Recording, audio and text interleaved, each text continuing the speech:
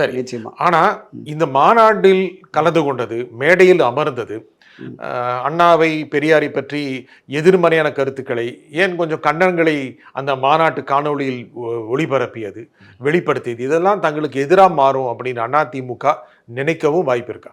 இல்லை அண்ணா திராவிட முன்னேற்ற கழகத்தை பொறுத்தளவில் அந்த மாநாட்டில் பங்கேற்பது கூட்டணி கட்சி என்கிற அடிப்படையில், அதுவும் அது முருகன் என்கிற தமிழ் மக்களில் பெரும்பாலானோர் வணங்குகிற ஒரு கடவுள் என்கிற முறையில் அந்த மாநாட்டில் பங்கேற்பது அவசியம் என்று, அங்கே அரசியல் ரீதியான தீர்மானங்கள் வரும் என்று நிச்சயமாக அவர்கள் எதிர்பார்த்திருக்க மாட்டார்கள்.